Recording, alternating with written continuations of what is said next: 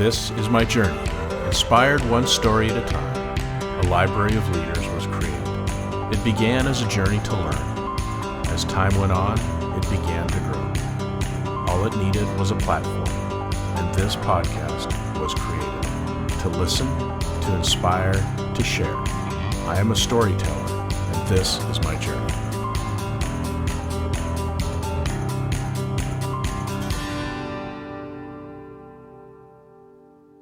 Welcome to another episode of Profiles in Leadership. I'm your host, Steve Anderson, and today our guest is Mike Osler. Mike uses the platforms of business coaching and leadership training to fulfill his passion helping others maximize their own personal and professional value. As a member of 8150 Advisors team, Mike collaborates with private practice owners through strategic growth, creating next-level leaders, operational efficiency, and team management. Several practices have doubled in practice value as a result of his collaboration. Prior to joining 8150 team, Mike helped Rock Valley Physical Therapy grow from 26 to 52 locations as their first VP of Growth and Development. New patient volumes increased 210% during the 6-year tenure where he was responsible for the de novo and mature clinic growth. While serving as Director of Operations for Proaxis Therapy, he was an integral leader in developing physician relations, operational excellence, and a 5-star patient experience. Dedicated to the lifelong learning, Mike has earned a BS from Mount Union College, a Master in Divinity with Leadership Specialization from Indiana Wesleyan University, and a DPT from the Duke University School of Medicine. Mike is a certified coach and a DISC personality assessment trainer through the Maxwell Leadership Team. Mike began his career at Ohio State University Sports Medicine Center, where his experience included consulting with U.S. Army Special Forces, treating a Masters champion, and several NFL draft picks, and he has also served APTA and PPS as a Federal Affairs Liaison, APTA Delegate, PPS Impact Editorial Board member, and the PPS Annual Conference presenter.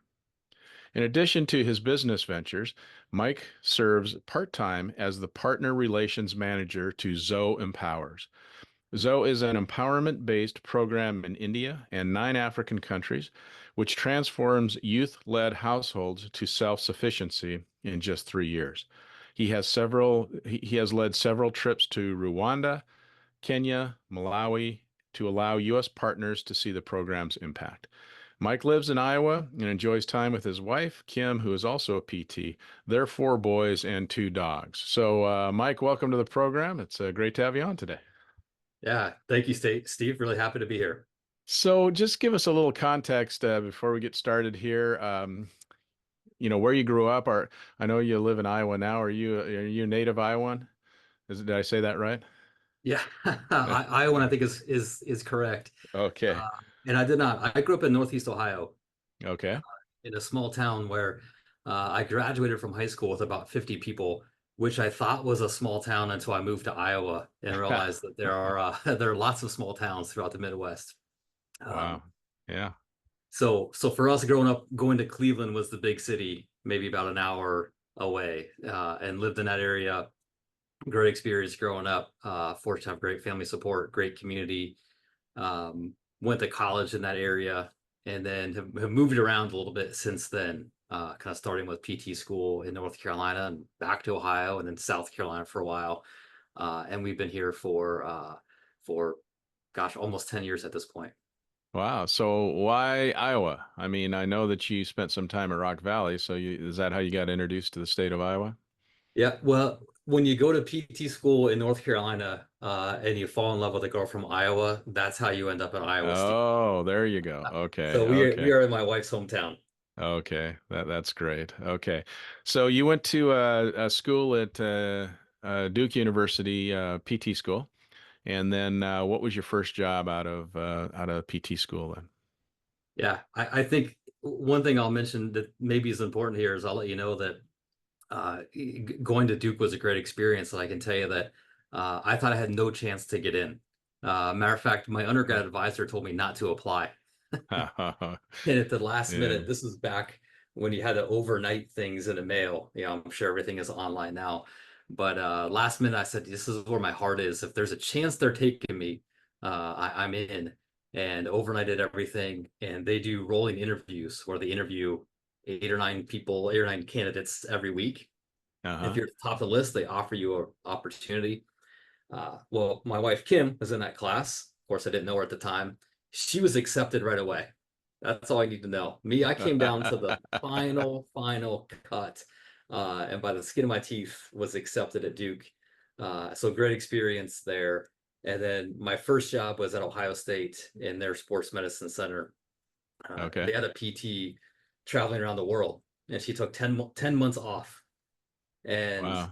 I had submitted a resume to all kinds of great sports medicine places. And the supervisor there said, "Hey, I can't make any guarantees for you after 10 months, but I need a PT for 10 months." And uh, Bob Brusca was a mentor of mine at Duke. And he said, "Mike, go there and make it so they can't not hire you when the Perfect. 10 months is up." Yeah. And so grateful for Bob, and great experience that I had with that opportunity at Ohio State. That's awesome. And then from there, where'd you go from there? Back to North Carolina?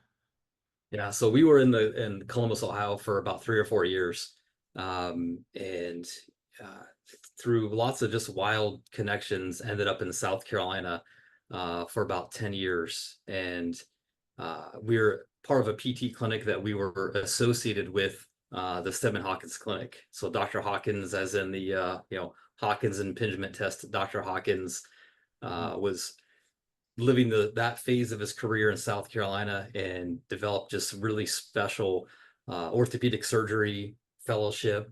We kind of brought alongside that physical therapy sports residency, and part of a really special group there for about 10 years. Okay. And then you must have met Mike Horsfield along the way sometime. And how did you get from there to Rock Valley back to Yeah.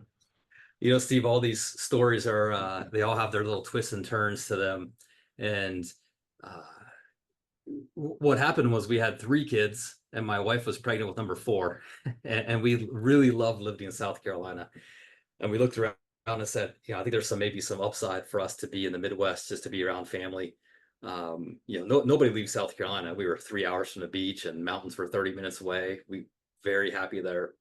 And uh, reach out to some Stephen Hawkins fellows that were living in my wife's hometown, and I said, Kim, you're not going to believe this. These physicians are here in your hometown that I knew during their fellowship. And so reached out to them and said, "Hey, we're thinking about moving. Walk me through this." And I'm thinking we're considering in the next couple of years. Well, one of them knew Mike Horsfield well and sent my information right along. And next thing you know, I'm on the phone with him and coming in for an interview, and everything just kind of became clear that this was going to be the right decision for our family. Yeah. And, I mean, maybe I'm biased, but, that seems like a dream job. I mean, coming into Rock Valley PT, which, is probably one of the premier, PT companies in the nation. And did you start right out as that operational VP of operational role, or did you work into that? Yeah, I think everywhere I've been, Steve, I'm incredibly fortunate for the people that I've been around. Because if I look at every stop from Ohio to South Carolina to Iowa, they're just absolutely amazing people that I did make the investment to learn from them, and so many people made the investment in me to help bring me along, invest in me as a person and a professional. And certainly Mike's no different, and great experience with that group. So I stepped into more of a business development, relationship development, kind of sales and marketing role, as Rock Valley had decided they were going to intentionally grow, which was great because I'd been in more of an operational role in South Carolina. So I had to kind of shift gears from lots of people reporting to, rolling up to me as part of our structure in South Carolina, to kind of building a growth team from the ground up at Rock Valley. Yeah, yeah. Well, that's amazing. And we'll talk about Rock Valley a little bit more, but I want to ask you, in making the moves that you did, because I look at my story too, and I would say that there's no way that you're sitting at Duke University thinking that at some point you're going to end up where you are today. You can't really vision it. You can't even imagine it. So, making the moves that you did and how you did it, what did you learn from that? And what do you advise young professionals when they're trying to find their dream job and they just don't know how to find it? I mean, the short answer to that is to believe in yourself, and trust the process. A shift for me was to try to stop figuring out every step along the way and just take the next step. And so if I go back to Duke, I can tell you that when I left that interview, Steve, I said, I'm going to look around and take this all in because I'm never coming back. There's no way I'm getting accepted. After I saw the caliber of the other candidates, I thought, my advisor was right. There's no way I'm getting in. But yeah, that happened.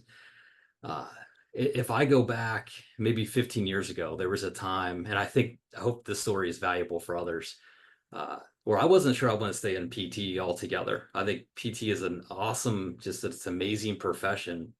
And I was considering some nonprofit opportunities.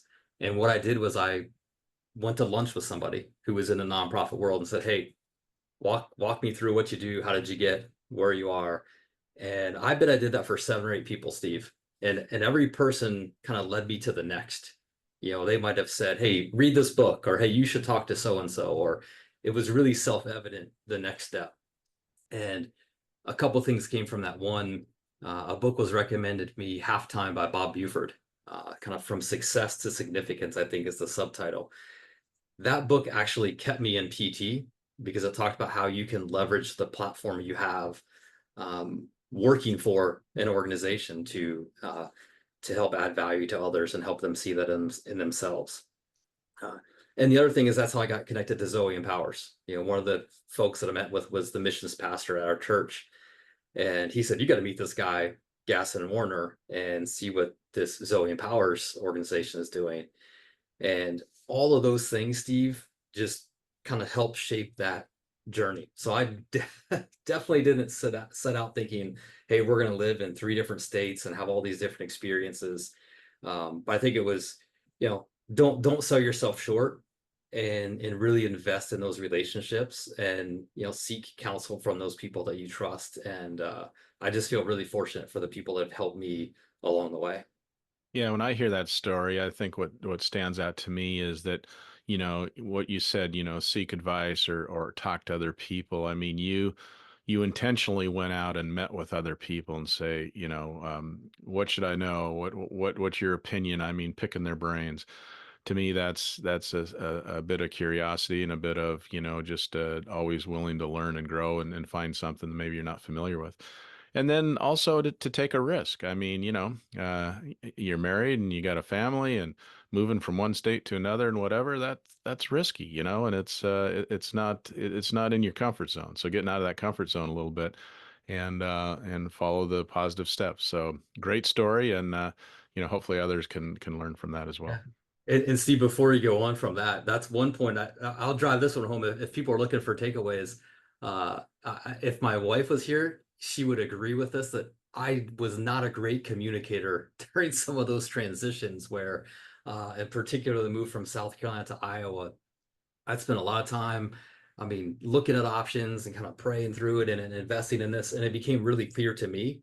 And if I save one person having more conversations to be collaborative, she's been super supportive, obviously, through our entire relationship. But if I could do some of those things over, I would have been a much better communicator about things that were on my mind and my heart, and what people were sharing with me in those conversations. Yeah, yeah, that's awesome. And then in the bio we said you have 4 boys, so you're definitely not a girl dad. You got 4 boys to chase around, right? Yes, we would get the question after 2 boys, "Oh, are you guys going to try for a girl?" And so, we didn't find out. We were surprised with the first two. And so at this point, we're like, "Okay, now we can say that we're retired. We'll stick to 4." By the time number 4 was born, we thought, I think a girl would throw it off." Yeah. I'm not saying we know what we're doing with 4 boys, but a girl Uh, would bring a whole different element. So that's great. uh, Yeah. we're grateful for the 4 guys we have. Well, good for you. So let's go back to Rock Valley. So now you're working with Rock Valley, as I mentioned before, a great company, and you eventually work into the VP of operations role where you're, helping the clinics do better, but also you're helping them grow and looking at de novos and all kinds of stuff. So that's an exciting position, and you took it for almost doubled its size. So um, again, what did that experience teach you? Yeah, and first off, I'll say, I mean, I certainly wasn't the only one involved in that process. There were some acquisitions along the way there, and again, a really great leadership team that was part of that, and the team that came along that we kind of helped to build to oversee the growth. There's some great people involved there. Um, I think that helped prepare me for what I'm doing now.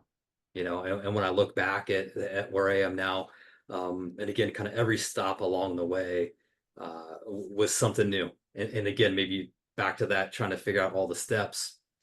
Sometimes you might get ahead of yourself, or at least I get ahead of myself thinking maybe I'm ready for something. And I realize, hey, maybe you need to be kind of fine tuned in this area, maybe you need to grow a little bit. And that was a great experience for me to try to have an opportunity that, trusted by Mike and his team to say, hey, we want to grow, we want to get to this point. And I think they put a lot of trust in me to help shape what that could look like. Yeah, that's amazing. And so then the big question comes, obviously, I said it earlier, you got this dream job, you're working with this great company, Mike and his teams are amazing people. Why leave? What the heck? I mean, people want that job and you left it. So tell me what was the thought process and reason for that? Yeah, and Mike and I have a great relationship. Matter of fact, I saw him yesterday at a coffee shop, right down the street. We live in neighborhoods not too far apart. And I told him, I said it's not what I'm doing right now. It's what I'm not doing. And I feel like there's more. Um, there's just something here that I think what you guys have going in this company is fantastic. And again, great people there, and I think a really bright future. And for me, I see a different path of things that I'm passionate about, um, connecting maybe more directly with giving back to others in a different way. And it's not too far. I think the roots were way back in those conversations 15 years ago when I said I had lunch or coffee with those 7 or 8 people. That was still kind of stirring in me.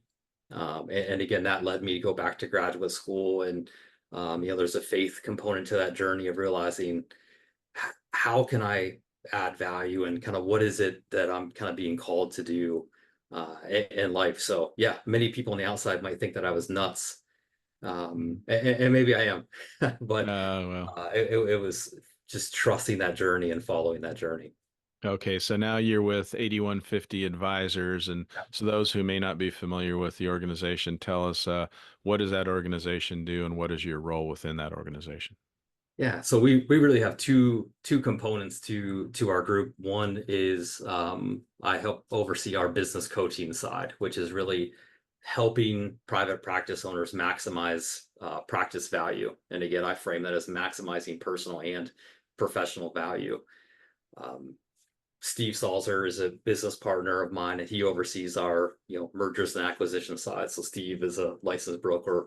Will help somebody find the best succession plan for them. And Steve and I have known each other for it's almost been 20 years at this point. So we worked together when I was in South Carolina. We had clinics in South Carolina, clinics in Colorado. So Steve and I had a really long history together, and really stayed in touch the whole time I was at Rock Valley. Steve launched 8150 because he went through a transaction of a practice and felt like they didn't really have anybody there to help him out to kind of navigate that exit from the practice and that transition of the practice. And that's his passion is giving back and helping owners in that way. When I was at Rock Valley, I think we were very much it was a very much mutually beneficial relationship. Steve was starting 8150. He'd send me some resources and say, hey, what do you think about this? And I'd give him honest feedback and say, I think this part's great. This part's maybe not so clear. What, and ask him some questions back. And I felt like I was getting, free coaching from him. So I think it was a very synergistic relationship. and eventually said, hey, I think maybe this is the next step. This makes sense to uh, let him focus on the M&A side and have the opportunity to come in and run the business coaching side of it. And what is the significance of 8150? How did that name come to be? It's the elevation of Vail, Colorado. Oh, okay. And so the original roots of our clinics that were in South Carolina were in Vail, with again, a lot of great sports medicine groups there. Certainly with the mountain and the ski group, and Dr. Stedman, Dr. Hawkins, and a lot of great PT providers over the years there. So Yeah. that's our history. We've tried to pay homage to that, and we get a lot Yeah. of threats about places that have higher elevations and the use over Yeah. 81, just a little bit higher than 8150. No, that's funny. That's funny. Okay, so now, so your role at 8150 Advisors now. So you go in and you look at practices, and people hire you to come in and say, okay, I may be looking at the next event or not, but still, I want to become more efficient. I want to be able to be more profitable, and so you look at the practice and you advise them on what they could or should do differently.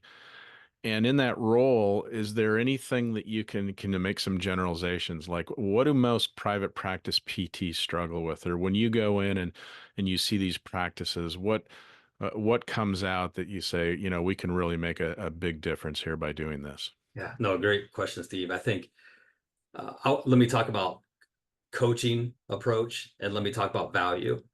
And I'll describe our typical client would be somebody that started a practice on their own, um, and felt like they could do it better than the competition, or they just felt like they could serve the community on their own. And I think most of them are probably really good PTs. You kind of just get that feeling from them. I know they're good clinicians. And what happened was they were successful. So they added a provider to the team, and they added a provider to the team. And all of a sudden it turned into a business. And somewhere between, 5 and 10 providers, or maybe I made it to 20 providers, those owners are not sleeping very well. They're maybe barely meeting payroll, maybe borrowing against retirement to meet payroll, stressed out, and sometimes losing lots of money. And they need help. And so those are the typical clients that we will step in and help out. I said two things: coaching and value. So let me start with coaching. Uh, I hate the word consulting, and we kind of make fun of ourselves of, hey, to me, a consultant is somebody who charges you a bunch of money and tells you what to do. Right. And we intentionally try to do the opposite. We try to set rates at reasonable, lower than competitors intentionally, um, and help you make the best decision for your practice.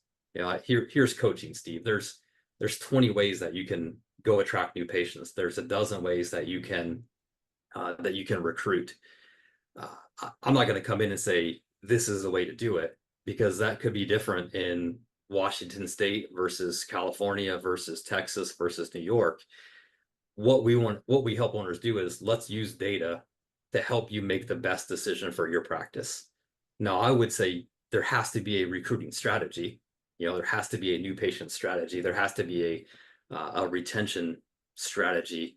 But the coaching approach is, let's make the best decision tell me what your company values are. What do you want to be about? Let's help you make that best decision for your practice. And the same goes for exit strategy, right? Somebody says, hey, I want to sell this thing for top dollar. Somebody might say, I want to give this to my kids, or I want to, sell it to my clinic director or clinic directors. I want to partner with a bigger company. All those options are on the table. They all look different, but the core question is, what do you really want to do? What's important to you? And that's where we try to help owners. So when you've been in it a long time, so when do you think, because we all have our opinions about what we learn and don't learn in PT school, and, business acumen is one of them. Although I don't blame that totally on the schools, because I think people got to be in the right place to get the information that's going to help them. And a lot of people aren't interested in that at the time they're going through PT school. So, I get that. But do you think private practice owners are they more sophisticated, and are they getting better? over time, or do you think it's kind of similar stuff year after year after year? I, I think it's hard. I think we're getting better as a profession, right? I think we're getting better clinically. I think we have better tools. I think we have better data. I think we have better business acumen. And I think the key is, how do you focus on the things that are value added, right? And I think that's a thing that can be challenging as an owner. Again, if I'm in that size of maybe, 5 providers or 20 providers or 40 providers, um, what adds value. And so I'll give you a cold hard definition of value first. You could say it's estimated adjusted EBITDA, you know with a market-based multiple.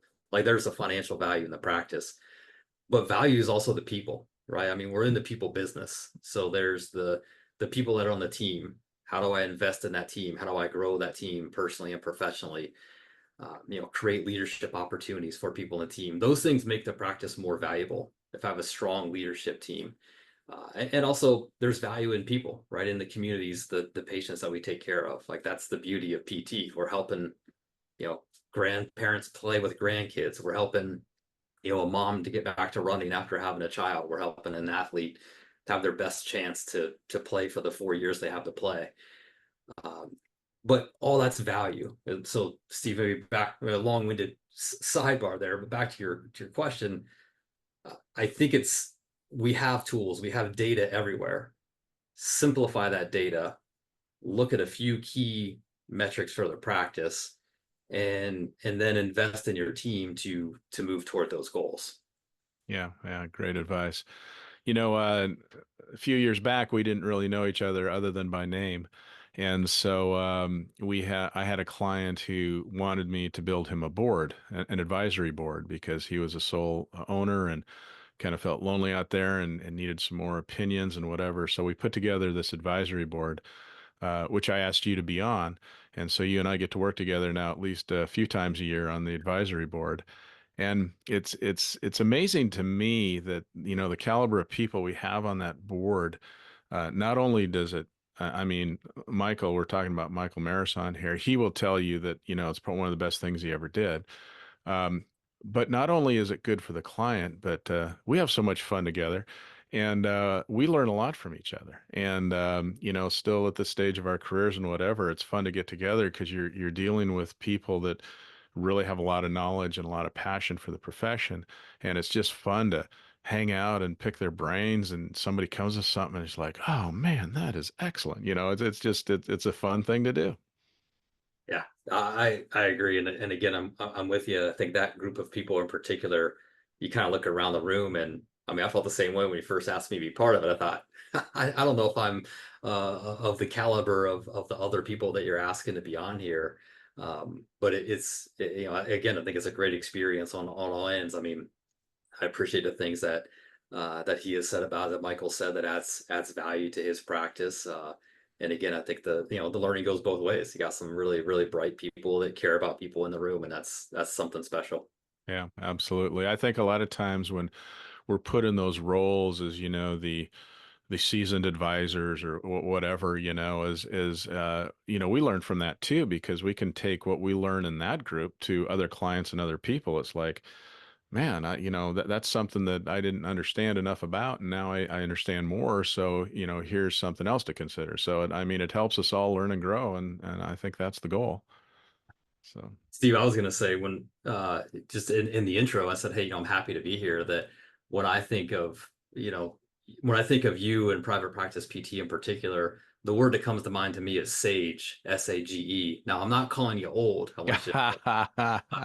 What I'm saying is, I yeah. bet we could find people to say, hey, yes, here's somebody with some wisdom, some things to share back to others. So again, I think that's part of that group. And again, really happy to uh, be part of this, Yeah. all of our relationships. Well, when it's an interesting word, and I do like the word wisdom. And I said, in a previous episode here, where Bono had this great quote, and the quote was that wisdom is the return of innocence at the end of experience. And I thought, man, that is really cool, because it's true. when you think back when we started and how innocent we were and how excited we were and how passionate we were and we'll just do anything, whatever, and then we gain a lot of experience, uh, the negative or the bad part of that would be you become cynical, if you've had some bad steps. But if you can return that innocence back after you have all the experience, man, I think that's the special sauce. Yeah, well, that's well said. Yeah, yeah, it's so interesting. Now you also are a disc trained provider, and that's a system I use as well. And for those that don't know disc, it's a personality survey testing type of thing that basically identifies what personality type you are. And then what I love about DISC is it takes it to the next level because now we're going to try and predict or maybe even have our team take the test and find out what their personalities are. And then we try to communicate in language that resonates with that personality. So it sounds like you use it a lot, and it's a valuable tool. Uh, Steve, I'm a fan of really about any personality assessment. There's several out there, not just DISC. I mean, you got Myers-Briggs and you got APQ and you got Enneagram, and you could go on and on. I think there's value in all of them. I am partial to DISC mainly because that's what I was trained in. Now that I'm trained in it, to me, it's the simplicity. Like you Yeah, can actually learn, and once you figure out the traits, they really are predictable. yeah, And like, I mean, this is what I do for fun is when I meet people, I try to guess their disc profile. yeah, If that's a person that eventually takes it, I feel pretty good about how I've gotten at predicting those because you can see the traits. And I think to your point, that's the foundation of emotional intelligence. I have to know my own disc first and realize that, hey, maybe I don't really like conflict, so these conversations are going to be hard for me. Or maybe I'm not particularly decisive, so I'm going to have to stretch in those areas. But to me, that's the take home of DISC or any of those assessments. There's certain things you do well. To do the things you do well, the team needs you to do that. Stretch in the area that's uncomfortable for you, because that's how I become a better leader. That's how I become a better, director of operations, how I become a better friend, better significant other, whatever it is. Do the thing you do well and stretch in that area that is uncomfortable, and that's how we grow. But you're right, I found a lot of value in the communication, within teams, with owners, and within their team. Disc is just kind of a great way to get that conversation started. yeah. And it's great when you see the light bulbs go off in people when you talk about what language to use because let's just take two extremes. If I'm talking to a very analytical accountant or I'm talking to a very abstract artist and I want to tell them the same thing, if I use the same language, one's going to get it and one isn't. So you almost have to say the same thing in two different ways so that it resonates with both of them. Yeah, absolutely. And again, I know that there might be a fair amount of private practice owners that follow your podcast. Here's an interesting note. We've had this chance to do, I think we've done over 600 disc profiles in the last couple of years, mostly within the PT industry. Here's the key thing. The owners have a different disc profile that's becoming predictable compared to most people that are on their team. Yeah. I don't think you'd be surprised one bit to know that, No. I think it was 40% of the owners have D as their highest trait. So they're very decisive, they're action oriented, they're about results. They want to communicate directly. Well, 69% of the general population has S as their highest trait, which is more steady, kind of about harmony. I want to keep the team together. And so there becomes this, in by the way, S is the lowest trait of the owners because they're ready to change things all the time. And so to your point, if an owner's frustrated, I got to change the method of my communication, that I need to be more encouraging. Maybe it takes longer than you want it to take, or it takes more conversations than you think it should take. But giving people time to adapt, and you nail it. I really need to talk in the language that's matching the other person. Yeah, what you just said is just so important, and I see that as well. And if you can teach anybody one thing, that's it. I mean, how many times have you heard a practice owner said, "I just don't understand how they think. If they would just think like I would, or just approach it like I would, everything would be fine." Well, the bottom line is they don't.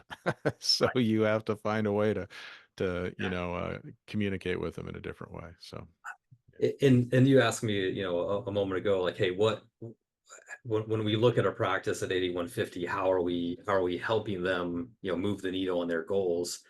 I said data is part of it. Hey, let's look at be objective in key areas of the business, use that data to make decisions.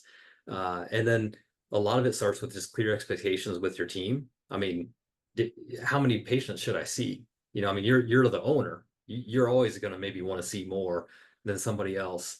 Um, but it's once that expectation is set and it's clear, now it really becomes about the behavior change and the mhm. coaching and the execution. And I think that's where we add the most value to practices. And that's where I feel like DISC is a great kind of segue into that, of realizing that Yeah. the way you say it, the way I say it, isn't the way that somebody else might hear it. And so I got to start with me, and then I got to learn to flex with, kind of stretch with others.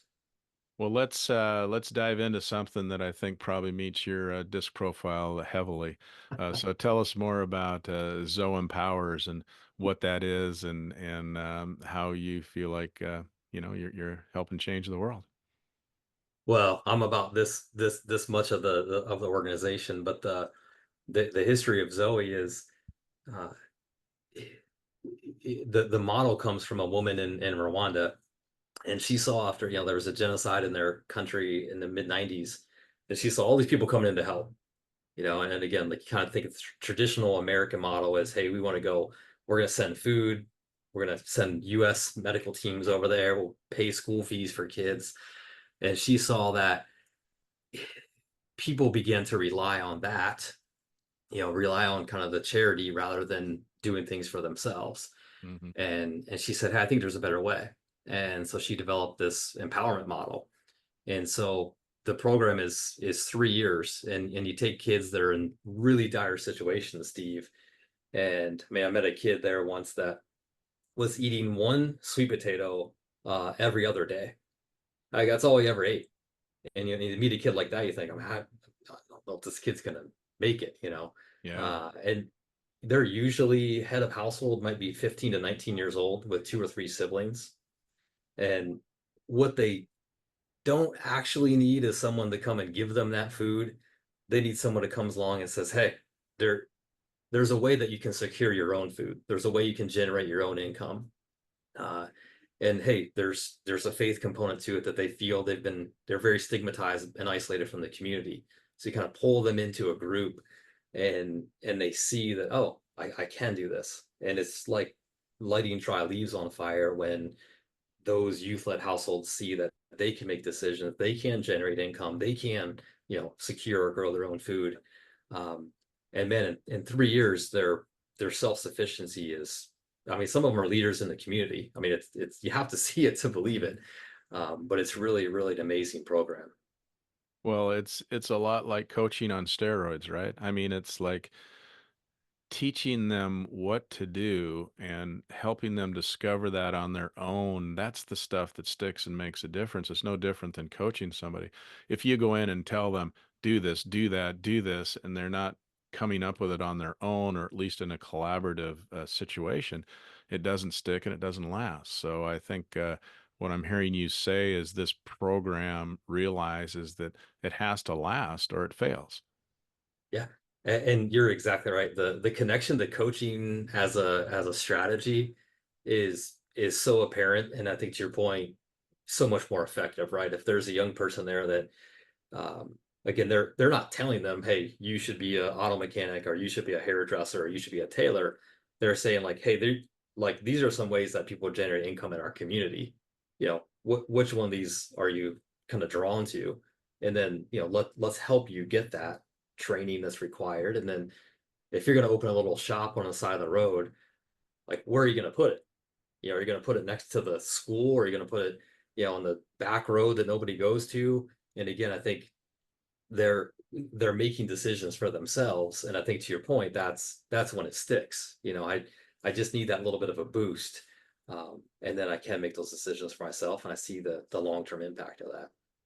And it goes to the the point too, where you said the American way. We don't always know what's best, and I heard a story of a guy who was involved in this organization, and they came into an African country, and they noticed that, so many of the children and kids and even adults, just didn't have the clothing that they needed. So they bring in all this clothing and just tons of donations and all this.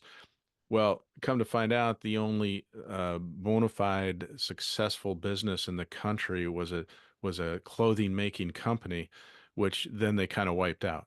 So it was like, okay, that wasn't a good plan. Obviously, you didn't have all the information. So I think the more we can, again, you can help with collaboration as opposed to just, education or instruction. I think makes a huge difference. Yeah. And Steve, I mean, the great thing is there are so many people that want to help, right? And again, I think there are a lot of organizations that, I mean, there's kids in Africa that are alive because of programs that are providing food to them. And yet you think, what's the long-term impact of this? What does this look like in the next generation? And you're, I think that's where, turning that model has those long lasting results. There's a quick read called the title of the book is Toxic Charity. It's actually written by a guy that lived in Atlanta and had seen what it was like to go into communities there, and maybe some unintended consequences of trying to help. And it's a great, it's a quick, easy read to kind of get started and realize, yeah, it's awesome when people want to help, and trying to do it in a way that empowers that person, gives them dignity, and puts them up, sets them up for long-term success. There's some ways that can happen. Yeah, it's amazing. So when you do that, I'm not sure how old your boys are, but does your wife and boys are they part of that too? Do they get to see and experience that kind of uh, of work or help? Yeah, and so Kim has traveled to Africa before, and the intent is our oldest is a sophomore in high school. So the intent is that if the opportunity works out, I'd love to take him in the next year or two to see it. Hmm. We've tried to get them involved in other ways where we have a list of children's names that are in the groups that we've partnered with. So they know those names, or they see a picture that we have in our house, and we've tried to keep them involved so they see that and understand it. And honestly, like I look back and think, man, I wish, what would my life have looked like if I had seen those things when I was 17, 18, 20 years old, whatever it had been. So I hopefully can provide that opportunity for them and help them see just how much bigger the world is, and Yeah, again, what opportunities you have to do good in all kinds of ways. absolutely, absolutely. Well, that sounds like an amazing organization, and I don't know why feel like saying this, but thanks for doing thanks for doing the work and thinking of stuff beyond your own self and your own little world. So it's I guess the point is the more that people do that and think to do that, hopefully the better the world as a whole becomes. Yeah, no, I appreciate it, Steve. And I have the easy part. I mean, really, what the U.S. staff does is we're really, there's a little bit of quality control and reporting and logistics, but it's mainly fundraising, and the way the organization is split. There's a CEO of the Global North that's in the U.S., and there's a CEO of the Global South. And his name's Ray, and he lives in Kenya. He is Kenyan.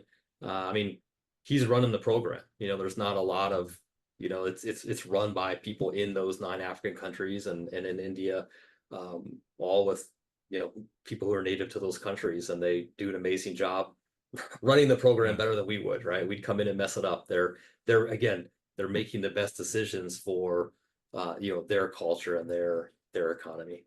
Yeah. Well, maybe a stretch of a segue here, maybe let's get back into the PT world. But one of the things I'm interested in is kind of the you're a lot of private practice owners now are thinking, what about private equity as a strategy for my exit? Back in my day, when that came up, it was a real negative thing, and now I think it's kind of come to be more positive in some ways, and now I've heard recently that maybe private equity it's harder to get the multiples now and whatever. So could you just give us your take on that private equity world right now as it relates to private practice PTs that are thinking about what the next step might be? Yeah. And I think I'll give a disclaimer first that, I give credit to my business partner, Steve Stalzer, that, I kind of lean on Steve for his perspective in that area. And I can share, I think what I've learned and seen is that private equity is not all the same, and I think partnerships are not all the same. And um, I think the first question is, as an owner, what do I want to do? And you'd be amazed how hard it is for people to answer that question. But that sort of has to start. And I say, what do you want to do? Meaning, what are your financial goals? What kind of role do you want to have in a company? Do you want to be around? Are you okay treating patients all the time? Do you want to be an executive in a big company? And I think all those factors should be thought about before I get to the decision on who do I sell my practice to, because those partnerships can be different. So, private equity specifically in your question, um, not all partners are the same. And I think they have different ways of doing the business, and there could be some really great things about it that, injects finances into a business that might grow because of that. And I think there's some private equity companies that look for longer hold times, like they're going to hold a company for 10 years or more, and that allows them to make longer term decisions. And so I'd start there. I think what does an owner want is a key question to work through first. Realize all partners and all private equity are not the same. And that said, I think it has pros and cons to it, right? If there's a downside, uh, after typically how private equity works or has kind of worked in the past is, every maybe 5 years, there's a reinvestment, a recapitalization of a new private equity partner. And there can be some really great return on investment for owners that are part of that maybe have sold portions of their practice to that group. Uh, Once that happens multiple times, so hey, we did this for 5 years and we did it again in 5 years and again in 5 years. That's where it becomes hard because the interest is in the short term. Yeah. If we know that we're going to get our money out of this in 5 years, it's really hard to make a long-term decision. And I think that pattern, Steve, when it's happened again and again and again, is what's maybe given private equity a bad name in PT.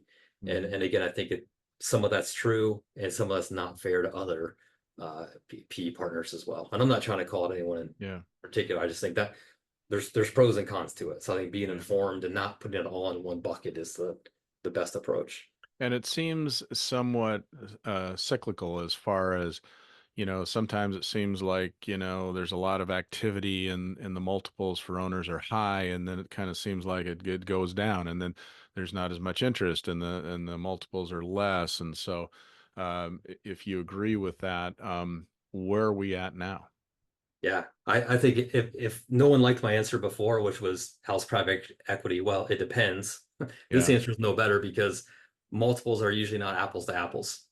Okay. It really depends on maybe how strategic is this location, how bad does the partner want to be in that area. Um, you know, Adjusted EBITDA is the first indicator of what's the multiple range. And that holds true, but then you throw in some risk factors. And again, what part of the country are we talking about? Um, but where are we now? They're holding strong. And by the way, it's hard to get good data here, right? Because most of Yeah. them it's not publicly available information. Even Right. for the publicly traded companies, you read a release on an acquisition and it still doesn't really have the multiple in there. You might be able to Yeah. piece some things together, but it's not public information. And I think that's where, having somebody help you through that process is valuable. But that said, they what I can tell you for sure is everyone saw they went up during COVID, and Yeah. they had been going up for, probably the 10 years prior to that. They went up during COVID. They've kind of stayed there.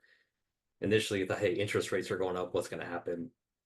I think if if an owner has a valuable practice, it's a valuable asset. Back to that definition of value. Yes, EBITDA is the cold hard definition, but also value and the people that are on the team and the strength of leadership and the impact in the community. Hey, that's a valuable asset that somebody's going to have interest in. Yeah. And I think as an owner, keep focus on that and think about what do you want to do? What is important to you? Yeah. So looking back at yourself now, how long have you been with 8150? About 4 years. Okay, so 4 years, you've made many changes in your career. Is always a funny question to ask because your employer might be listening to this, but I know that you're an owner too, so it's just a different way to look at it. But do you see yourself doing this for the long haul? Do you see yourself doing something different? What's the future look like for Mike Osler?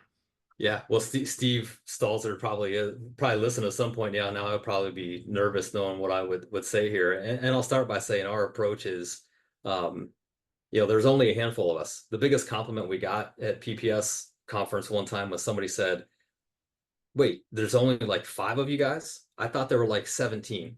Yeah, And there's that's good. not. So we are a small group. Um, and for me, I think this is the thing that makes sense right now. And I'll give Steve credit, back to that, you asked me, why would you leave a really great situation to do what you're doing now? I remember a specific phone conversation with Steve, and I said, Steve, I don't know if I want to be in PT. And Steve, speaking of disc profile, I'm over here on the people side. Steve's very practical, task oriented. And he said, Yeah, "Well, what do you want to do?" I said, "Steve, I want to help people."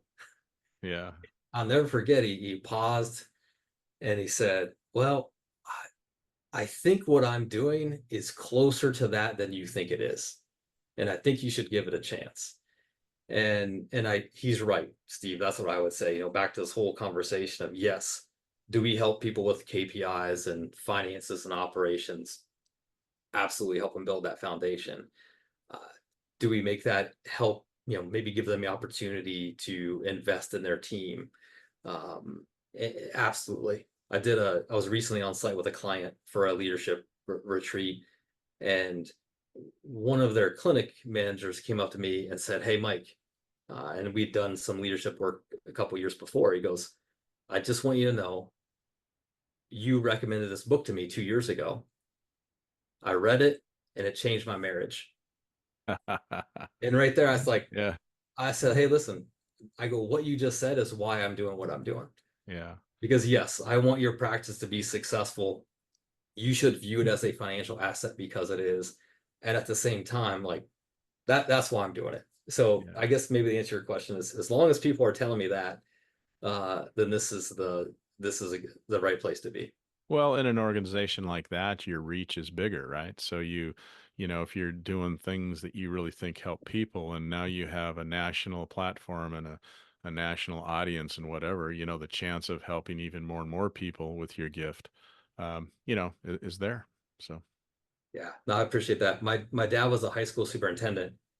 He's now retired, and we'd have good conversations. But I think my dad would challenge me when I stepped out of a full-time clinician role as a PT.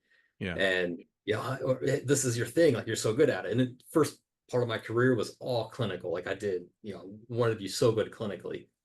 And I thought, I think I can impact more people if I'm the clinic director or if I'm over multiple clinics. And I think right. in the same way, he was an English teacher initially, and the impact you could make as a leader in the school system and as leader on the state level within public schools. So same thing. So you're right on. Like, I feel super fortunate for where we are. We have great clients all around the country that people like-minded with similar values, Steve. And I mean, Yeah, I know you understand that from being part of private practice yeah. conversations, and just, yeah, very, very fortunate. Well, and I look at it in my own story that I feel like I had two amazing careers. I had my hands-on patient treating career that I loved and I worked hard at and I just cherished. And you're right, it's so hard to leave that. But then in my second career as a, PT administrator or, leader, whatever you want to call it, has different roles, but is equally, if not even more so, desirable and fun and just something I'm so glad that I Yeah. took the option to do. As I was thinking through discussions we might have, I was thinking something very similar to that. Uh, Almost three phases. Like, for me, this first one was so heavily clinical. I graduated from Duke. My goal was to be a master clinician in five Right, years. That was my goal right, I wrote down. yeah, And then I realized that, well, there's no such thing as a master clinician. Or at least when you think you are one, you better be careful. Exactly. You're always learning. Yeah. And then you're right. Then it went into, hey, I remember a conversation with Kim and said, hey, the next opportunities will pull me out of patient care and more leadership, more operations. But I said, this is the opportunity. Let's do that. And again, that was kind of the next phase. And again, I feel like now I'm fortunate that, hey, now I can in a platform, in a position to continue to give back, um, on whatever impact we can make on as many groups as we can. Yeah. Well, Mike, in anticipation of our discussion today, is there anything that I haven't asked you or we haven't covered that you want to be sure and get in the program? Here's the one thing I thought of that I'll share that I think fits here really well, because I think this is meaningful for practice owners when I start out some of these conversations of, do I sell to private equity or do I do this with my team? Uh, in the word is legacy, right? Like what is the legacy that you want your life to be about? Because we have this opportunity, like the platform of your own life. And earlier this year, I went to two funerals in about a month. One was for my wife's grandfather, 93 years old. Her grandma gets up there, also 93 years old, and big family, 5 kids, 25 grandkids, 30 some great grandkids. And she said, hey, the patriarch of the family has passed. Like, the legacy is on you. Yeah. Addressing the family, like his legacy is carried forward. Like, wow, that really stuck with me. Yeah. A couple weeks later, my uncle passed away, my dad's only brother. At the service, one of his fraternity brothers, a longtime work colleagues, gives a eulogy and says, hey, when I think of legacy, this is what I think about for Randy. Mm. And I'm like, I'm hearing this word twice in 1 month. Yeah. And I think that just stuck with me. So Steve, you have the opportunity to make choices that uh, can lead to that legacy, right? Yeah. And maybe it's financial, and maybe it's the impact on people. And again, I think we're all fortunate to have the opportunity and being intentional about what you want that legacy to be, right? Like certainly my wife and kids are part of that, but an impact on a profession and other people, that's it, right? Someday we won't be here, Yeah. and Well, that's the yeah. legacy. So Very well said. Very well said. Well, Mike, as you know, at this time in the interview, I always ask my guests the same common question. So that question is, in relation to leadership, what is a pearl of wisdom that you could leave us with today? yeah, the best pearl that I could give you that we haven't already discussed is, I think to be a great leader, you have to care and you have to be clear. Mm. And we're all good at one of those things naturally, right? Like either I'm good at the relationship side, or I'm good at the clarity side. And the key is to do both. Do the one you Yeah. do well and stretch in the other area. And I think again, that's what makes us more effective as leaders, as teammates, significant others, whatnot, is to do both. It's non-negotiable. If you want to Yeah. grow into the wisdom that you talked about earlier, I think I have to do both of those things. Yeah, yeah, that's great. Well, thanks for sharing that. Well, Mike, this has been a real pleasure. Like I said, we haven't known each other that long, but it's been great getting to know you and how you think, and and what I see in the profession is your star continues to rise, and you're doing great things for the profession. And I haven't run across anybody who didn't think knowing you and working with you was a huge benefit. So, congratulations on what you're doing, and keep doing that. And I know I'll see you down the road because, as we said earlier, we serve on the same board and we run into each other all the time. So thanks for being on the show today. Yeah, Steve, I really, really appreciate it. Don't look too hard for those people that might have a negative comment. You might run across one. But again, really appreciate the opportunity to be here, and look forward to seeing you here in person in a couple of weeks. Okay, and I might add too that the PPS annual conference is coming up here pretty quick, and you're presenting there with a session at that annual conference, correct? Yeah, that's right. With Shar, one of my teammates here on our business coaching team. So we're going to talk about a lot of the things that we just talked about. How do Yeah, you hold your team accountable when you can't afford to lose them? Everybody's changing jobs right now, and it's a tough job market. yeah. So hopefully see some familiar faces and some new faces when we're there together. Okay, awesome. Well, Mike, thanks again. Have a great rest of your day, and we'll probably see you in a few weeks. All right. Thank you so much, Steve. Take care, Mike. Thank you for listening to another episode of Profiles in Leadership. To listen to all my interviews, subscribe to Profiles in Leadership with Steve Anderson on Apple Podcasts, iTunes, and many other popular podcast platforms. Some of these interviews are on video, and you can search YouTube for Profiles in Leadership with Steve Anderson. You can also access the entire library of interviews on my website, orange.coaching.com, and that is orangetheword.coaching.com, and go to the Media Center and click on Podcasts or Video Gallery. You can also enter the website from pilpodcast.com.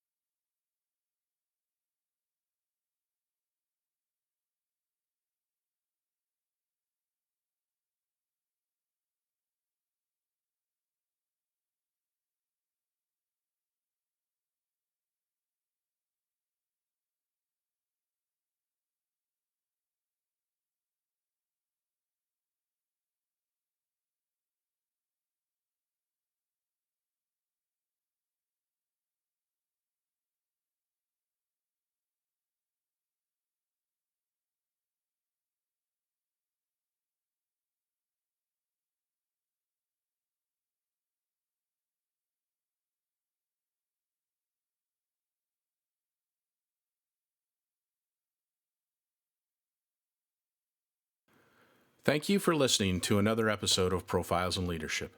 To listen to all my interviews, subscribe to Profiles in Leadership with Steve Anderson on Apple Podcasts, iTunes, and many other popular podcast platforms. Some of these interviews are on video, and you can search YouTube for Profiles in Leadership with Steve Anderson. You can also access the entire library of interviews on my website, orange.coaching.com, and that is orangetheword.coaching.com, and go to the Media Center and click on Podcasts or Video Gallery. You can also enter the website from pilpodcast.com.